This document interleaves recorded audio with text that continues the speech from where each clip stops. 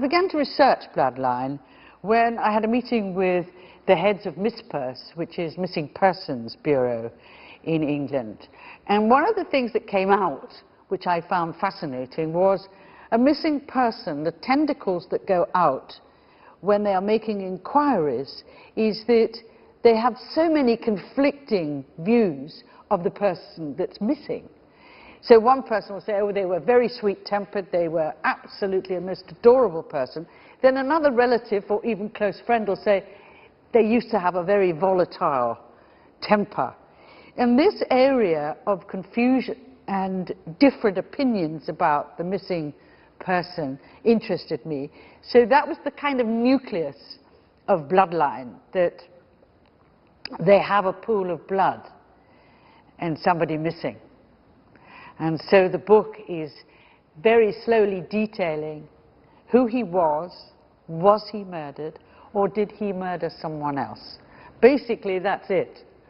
But it throws up so many very interesting different areas about Bloodline. And one of the most amazing ones for me was when I'd actually written myself into a corner because I didn't want the blood identified as my missing person. And I'd already written a chapter where I'd met the missing person's father, and I'd met his mother, and I'd actually seen photographs of his mother when she was pregnant with him. And so it was, I thought, oh my goodness, it's so easy to get his DNA, having both parents, or even having one, to have a filial DNA. And my wonderful lady that does all my research into forensic science said there is a way. If the donor was not only a sperm but an egg donor, the mother could carry the child and there would be absolutely no linking DNA. And I couldn't believe it. You know, that a woman could be pregnant for 9 months, give birth to a child, and it has no trace of her DNA. And so always within, you know, researching for a book, I find something that absolutely fascinates me. And I think with Bloodline, that opening up of the scientific side is of real genuine interest, though I say so myself. Anna Travis in Bloodline is the young female detective that is first approached by the father of the missing person. I mean, she is attached to the murder squad, and so her first reaction is, I'm very, very sorry your son is missing, and has been missing for 2 weeks. But I am in a murder team. You will have to report him missing, go through all the right channels, go through missing persons, get all the facts. If there is foul play suspected, I will then come in. It isn't a cold, ruthless dismissive of somebody missing. It's actually, everybody works in different departments. And it's only due to her superior, Langton, saying, listen, he's a lovely little guy, I've seen him in court, he's an usher, you know, go and check it out. And then it starts to unravel. Is he missing? Has he been murdered?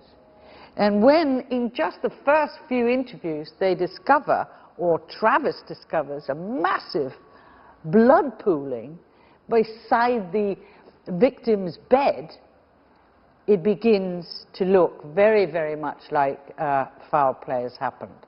And so she heads up the murder inquiry. And she's awfully good. My inspiration, if one can call it that, I mean, the reason I wrote the book is because I like to go to source when I work. It kind of energizes me into writing. I just met someone whose daughter was missing, and had been missing not for 1 week, but for 5 years. And I just found it the most harrowing thing. She said goodbye, left, went off to college, and she's never seen her again. So I then started to do a lot of looking into various cases. It is so beyond belief how many children go missing every day in England, how many people are missing. And the more you interview and the more you meet these people, they say, my son came back. The emotion of loss is at a very high peak and is maintained because they have no body, they have no closure. And the more I talk to people about what it felt like, there was a father whose son, he heard him come back, he heard a taxi, and he heard a milk bottle being rolled or broken. He thought, he said, a few too many to drink. He'll find him in bed the following morning. Well, he didn't. And 8 years later, he still waits for his son. They lost vital evidence because his mother brushed up a broken milk bottle that had blood on it. They've never traced the taxi. There has been no sighting of that 18-year-old boy for 8 years. Where did he go? Was he murdered? And so the more people that I talked to, the more I really felt I wanted to open that emotion. And Bloodline starts slowly and begins to really energize into, is he missing this boy or is he dead?